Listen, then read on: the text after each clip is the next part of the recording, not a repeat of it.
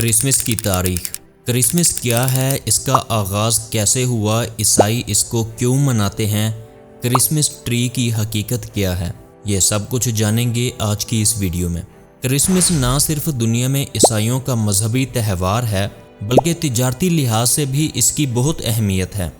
تقریباً 2000 سال سے مذہبی اور روایتی سیکولر لوگ اس تہوار کو جوش و جذبے سے منا رہے ہیں۔ عیسائیت سے تعلق رکھنے والے لوگ اس دن کو حضرت عیسیٰ علیہ السلام کی ولادت کا دن سمجھ کر مناتے ہیں۔ اس دن لوگ ایک دوسرے کو قیمتی تحفے تحائف دیتے ہیں، سجاوٹ کے لیے کرسمس کے درخت کو روشنی سے منور کرتے ہیں، مذہبی رسومات کے لیے چرچ میں شرکت اور دوست احباب کے لیے دعوت کا اہتمام کرتے ہیں، اور بچے سینٹا کلوز کا انتظار کرتے ہیں۔ دنیا کے تمام عیسائی ممالک میں کرسمس کے دن چھٹی ہوتی ہے اور 25 دسمبر 1876 سے امریکہ میں فیڈرل چھٹی کے طور پر منایا جاتا ہے۔ لیکن کیا یہ دن واقعی حضرت عیسیٰ علیہ السلام کی پیدائش کا دن ہے، یا حضرت عیسیٰ علیہ السلام سے پہلے بھی دنیا میں اس دن کو منایا جاتا تھا، یا یہ دن قدیم رومن اور یونانی لوگوں کے تہوار سے لیا گیا ہے؟ یہ سب کچھ آج کی اس ویڈیو میں جانیں گے۔ ناظرین، سب سے پہلے بات کرتے ہیں کہ کرسمس کے لفظ کا مطلب کیا ہے۔ کرسمس دو لفظوں کرائسٹ اور ماس کے مرکب سے ہے۔ کرائسٹ کا مطلب حضرت عیسیٰ علیہ السلام ہے اور ماس کا مطلب جمع ہونے کے ہیں، یعنی حضرت عیسیٰ علیہ السلام کے لیے اکٹھا ہونا۔ کرسمس کا لفظ 4 صدی عیسوی سے ملتا ہے اور اس کا استعمال اس سے پہلے کہیں بھی نہیں ملتا۔ کرسمس کے حقائق کو جاننے کے لیے ضروری ہے کہ ہم تاریخ کے اوراق کو الٹ کر دیکھیں۔ اگر تاریخ کی بات کریں تو دنیا بھر کے بہت سارے لوگ موسم سرما کا جشن مناتے آ رہے ہیں، اور یہ جشن عموماً 20 سے 25 دسمبر کے درمیان میں مناتے ہیں۔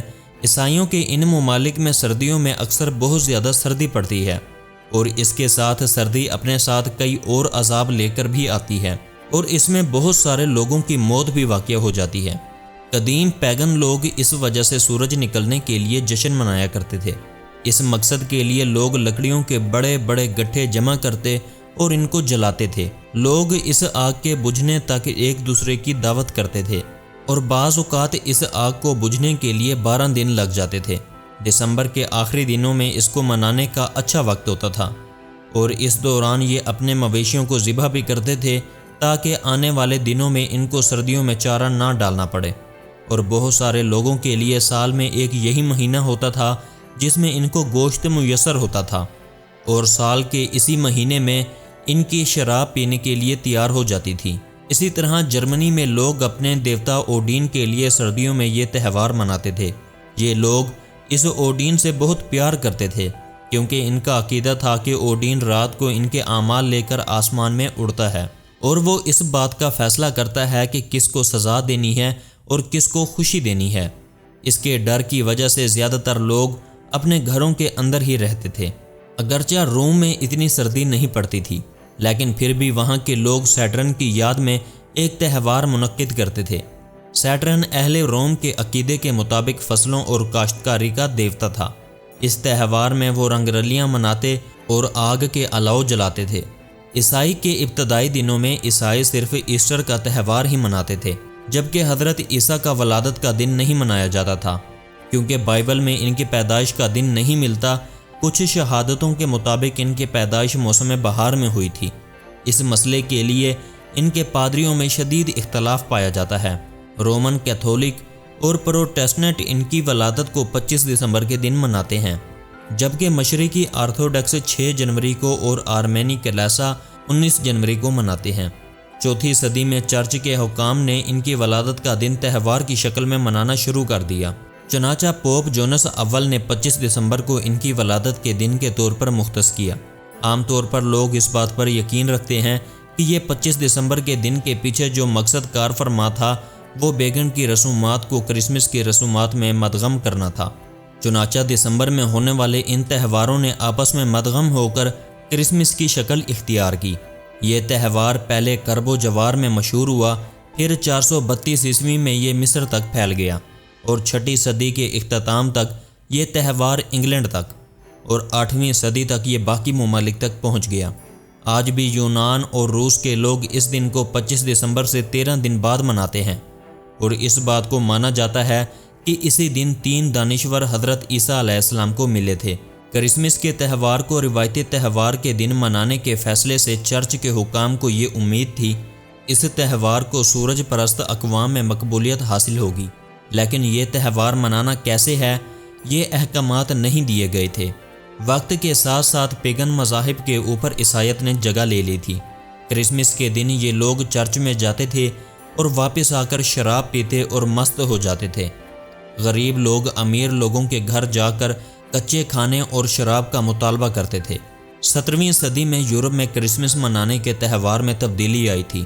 1645 میں جب کروم ویل اور اس کی فوج نے انگلینڈ پر قبضہ کر لیا تو انہوں نے کرسمس منانے پر پابندی لگا دی، لیکن چارلس تھوم کی عوام نے مقبولیت ہونے کے باعث اس کو دوبارہ تختے نشین ہونا پڑا۔ اس لیے اس تہوار کو پھر سے منانے کی اجازت دے دی گئی۔ جب یہ تہوار امریکہ میں پہنچا تو اس کو منانے کے طریقہ کار کو مزید نکھارا گیا اور اس کو امن اور دوستی کے تہوار کی شکل دی گئی۔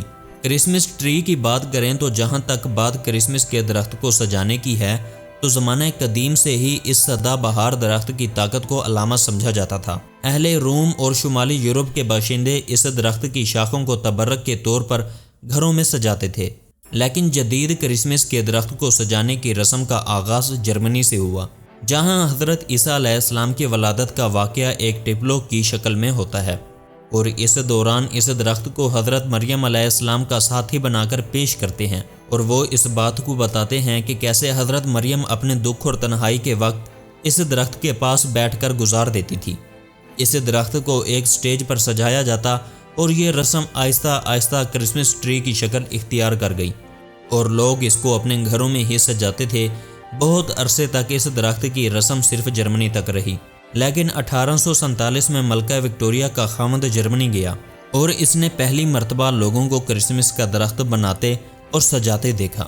اس کو یہ رسم بہت اچھی لگی، اس لیے وہ واپسی پر اپنے ساتھ ایک درخت لے کر گیا، اور 1848 میں اس نے پہلی مرتبہ لندن میں کرسمس ٹری بنوایا۔ یہ بہت بڑا درخت تھا جس کو شاہی محل کے سامنے آویزاں کیا، اور اس درخت کو دیکھنے کے لیے لاکھوں لوگ اکٹھے ہوئے، اور آج یہ مسیحی گھر میں بنتا ہے۔ تو ناظرین، یہ ویڈیو یہاں پر ختم ہوتی ہے۔ آپ سے ملاقات ہوگی انشاءاللہ اگلی ویڈیو میں۔ اپنا خیال رکھیے گا۔ اللہ نگہبان۔